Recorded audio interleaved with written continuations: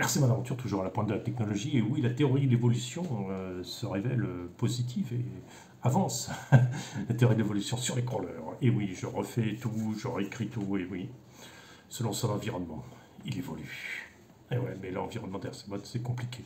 C'est compliqué, il y a beaucoup de choses. Il y a des trucs en fusion là-dedans. Après Supercopter, la théorie de l'évolution.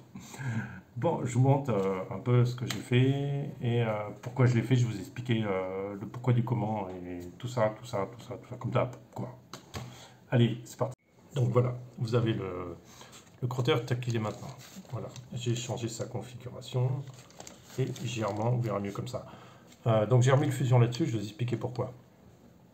Le fusion, non, c'est pas un fusion, le Hobbying là-dessus.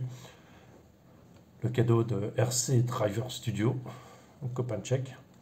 Je l'ai monté là-dessus. J'ai mis le variateur bien devant pour asseoir le poids plus en avant, comme on en avait parlé. C'est la batterie là, c'est pas mal. C'est pas mal, je garde l'option, je vais toujours le remettre, hein. Mais j'ai envie d'essayer la batterie ici pour voir si j'ai pas un meilleur équilibre. Je sais pas, à voir. De toute façon, elle est de la même hauteur. Ce qu'il y a, la différence, c'est qu'elle appuie sur le train arrière, alors que là, elle ne va pas appuyer sur le train arrière et elle est carrément beaucoup plus en avant. Donc ça peut être plus intéressant. Alors, je vais vous expliquer pourquoi j'ai remis. Parce qu'en fait, il y a deux choses. Il y a déjà la moitié des fonctionnalités que vous avez sur ce de réglage, je dirais même les trois quarts, de fonctionnalités que vous avez sur les réglages du moteur, Hobby-Wing, qui sont par Bluetooth, ben, en fait, vous avez les mêmes sur la radio. Vous avez les mêmes. Vous avez réglage de puissance, vous avez des réglages vous avez les mêmes sur votre télécommande, en fait. Si vous avez une télécommande un peu plus évoluée, vous avez les mêmes. Donc je ne trouve pas l'intérêt de le mettre sur l'autre véhicule qui a une télécommande plus élaborée et plus intéressante. Voilà, sur lequel il y a des réglages d'exponentielle, on peut aussi le faire par le Vario, mais ça sert à rien, ça fait double jeu en fait. C'est pas, j'ai pas trouvé ça fulguramment intéressant. Donc j'ai remonté l'autre combo d'origine sur l'autre. L'axial, bon, ça prend 5 minutes, hein, ça prend pas beaucoup de temps.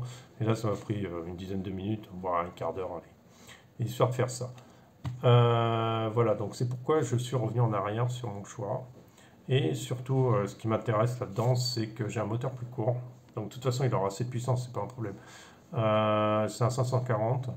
Il est surtout plus léger que le truc d'origine qui fait un poids de dingue. Et celui-là, et surtout, on fait gagner 70 grammes. Alors 70 grammes à cette hauteur-là, je ne vous explique pas le gain que ça peut faire. Vous allez me dire, oui, c'est en avant. Bah, du coup, c'est pour ça que j'ai remis aussi le tout en avant. Mais c'est surtout en hauteur. C'est aussi ça que je vois.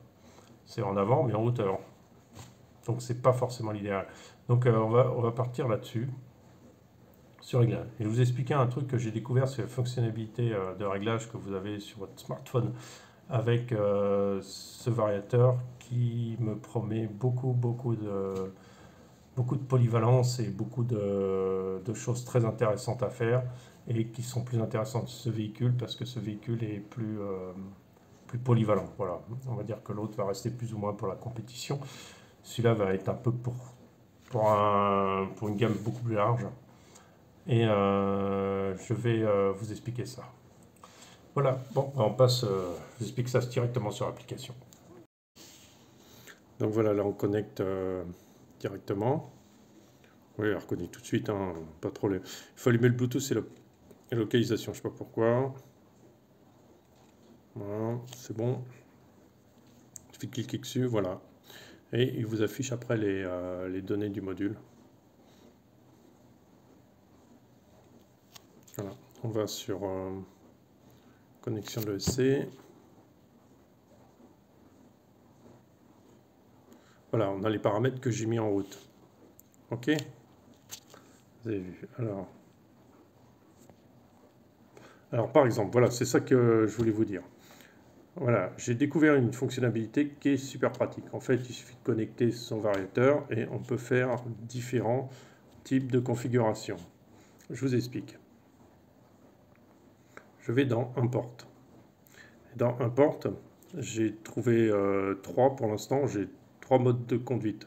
J'ai le crawling où j'ai tout qui est très soft, pas de vitesse, juste un petit peu qui claque, voilà, pas plus.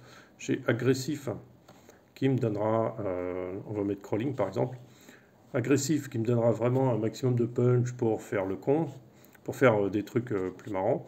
Et j'ai le mode expédition pour un mode intermédiaire. En fait, le mode expédition, c'est juste le même mode que d'origine, quoi, que donne Hobbywing d'origine. Voilà, l'intérêt, c'est que je peux changer de mode rapidement, selon simplement ce que j'ai envie de faire. Par exemple, j'arrive dans les rochers, plaf, je me mets en mode crawling, ce qui me donne plus de contrôle, plus de maîtrise du véhicule. Et ça me plaît. Ça me plaît, cette fonctionnalité, parce que on peut, avec des... Alors par exemple, voilà, mode crawling. Donc je mets OK. Voilà, donc il est en mode crawling. Tout est réglé en mode crawling. Si je veux le changer, je mets en mode expédition et je dis OK. Donc tous les paramètres changent, comme vous voyez. Et ce sera les paramètres expédition. Vous voyez, c'est aussi simple que ça. Donc là, on va le mettre en mode crawling. On va voir ce que ça donne. Hop là, c'est déjà fait. Tous les paramètres ont changé par rapport à ce que moi j'ai décidé. Je peux les faire varier, hein. Pour l'instant c'est un peu au tâton que j'ai fait ça. Après il suffit d'écrire save, ouais, sauver les paramètres. Et vous dit ça, donc ça veut dire qu'il les a envoyés que c'est déjà dans le variateur. Le variateur il suffit de l'éteindre. Je le rallume. Voilà, donc il bip 2 fois pour me dire que c'est une hypo de S. Et maintenant j'ai les réglages que je veux, et bien sûr, bon, bah, il s'est déconnecté, c'est normal parce que je l'ai éteint et j'ai rallumé. Voilà, c'est ça qui m'intéresse, c'est qu'on va pouvoir, je vais pouvoir travailler sur différents types de, comment dire, différents modes sur le moteur, sur le variateur, et prédéfinis, et comme ils sont enregistrés comme fichier, directement je peux changer sur le terrain de mode dans lequel je suis. Voilà, c'est surtout pour ça que je l'ai remis là-dessus, parce que je pense que ça lui offrira beaucoup plus de polyvalence. Merci à tous et je vous souhaite une bonne soirée.